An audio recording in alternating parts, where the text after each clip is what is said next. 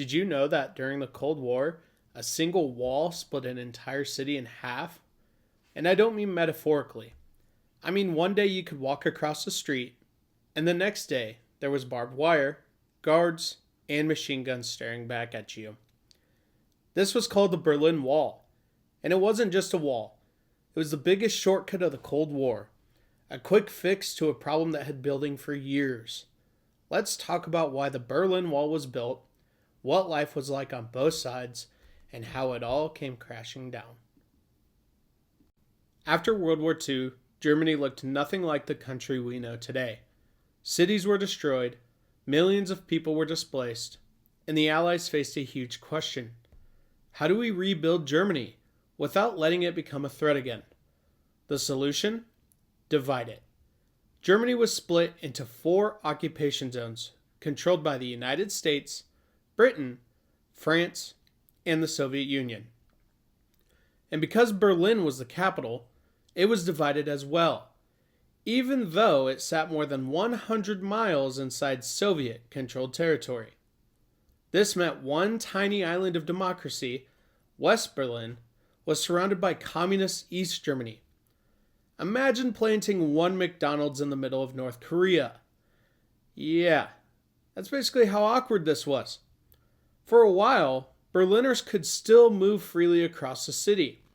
But as the Cold War heated up, that freedom became a problem. By the late 1940s and 1950s, the difference between East and West Germany became impossible to ignore. West Germany had a booming economy, Western aid, more jobs, modern consumer goods, and more personal freedoms, while East Germany had shortages of food and supplies, strict government control, state-run economy, and heavy surveillance from the Stasi. And because Berlin was split, East Germans could simply leave. No secret tunnels, no border fencing, just walk into West Berlin and catch a train out.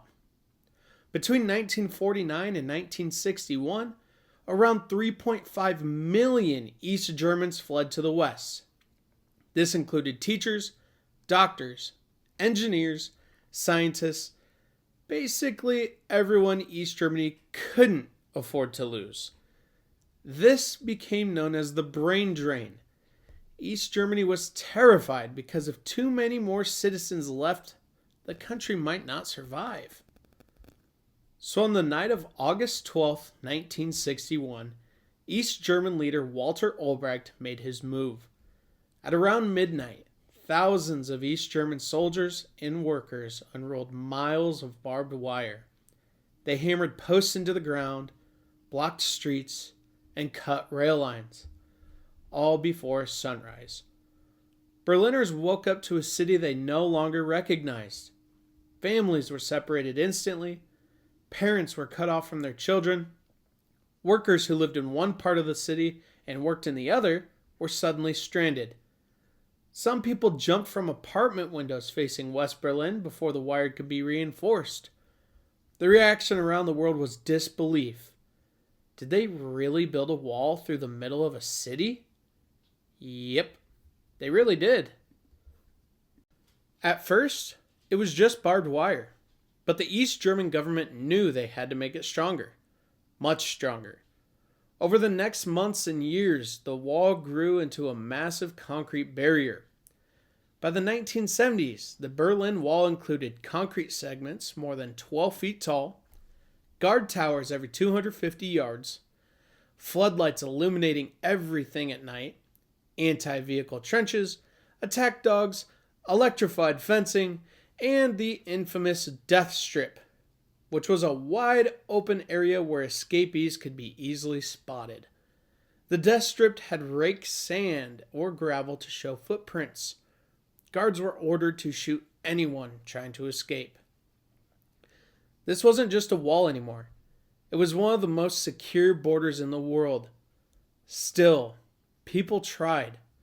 More than 5,000 escape attempts were recorded. Some dug tunnels. Some floated over in homemade hot air balloons. One group even built an ultralight aircraft. Unfortunately, more than 140 people were killed trying to cross. The Berlin Wall didn't just separate land, it separated lifestyles. West Berlin enjoyed Western movies, Western fashion, Western music, more money and better housing, and a whole lot more freedom. In the West, you could buy new cars, travel abroad, and pretty much live your life without fear of the secret police. On the other hand, in East Berlin, they dealt with government surveillance, shortages of basic goods, travel restrictions, propaganda everywhere, and the Stasi, the secret police, watching almost everything. The two Berlins became a real-life spot-the-difference game that showed the world how different these systems were, and everyone could see it, literally, across the wall. In 1963, President John F. Kennedy traveled to West Berlin to send a clear message. Speaking to a massive crowd, he said, "I am a Berliner." This wasn't just symbolic. It told the world the United States would protect West Berlin and stand against communist aggression. The wall had become more than concrete. It was now the front line of the Cold War. By the 1980s, cracks were forming in the communist world. The Soviet Union faced economic collapse. Food shortages were common. People were demanding change. Then came Mikhail Gorbachev, the Soviet leader who introduced two major reforms: Glasnost, which encouraged more free speech, and Perestroika, which loosened government control of the economy. Eastern European countries began protesting. Poland, Hungary, and Czechoslovakia all pushed for reforms. East Germany tried to hold out, but the pressure kept growing. Mass protests filled the streets of East Berlin. People demanded the right to travel, work, and speak freely. The government was overwhelmed. Then came the night that changed everything. An East German government official, Gunter Schabowski, read a statement during a press conference.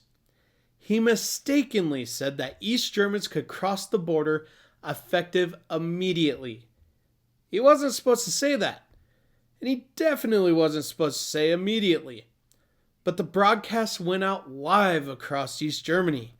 Thousands of people rushed to the checkpoints. The border guards had no new orders, no instructions, and no guidance. Finally, overwhelmed by crowds, they did the only thing they could. They opened the gates. People flooded into West Berlin. Crowds climbed the wall. Families reunited. And Berliners began tearing the wall apart with hammers and chisels. The Berlin Wall fell in one night, but the moment reshaped the entire world. The fall of the Berlin Wall wasn't just a local event. It signaled the unraveling of communism across Eastern Europe. Within a year, Germany reunited, and within 2 years, the Soviet Union itself collapsed. What began as a desperate attempt to stop people from leaving ended as a global symbol of freedom. The wall went up overnight, it came down overnight, but its impact lasted for generations. So that's why the Berlin Wall was built, how it affected the people on both sides, and how it finally fell. I'm Mr. Mustache History, and remember, history doesn't have to be boring. Make sure you subscribe and like, and be ready for the next video.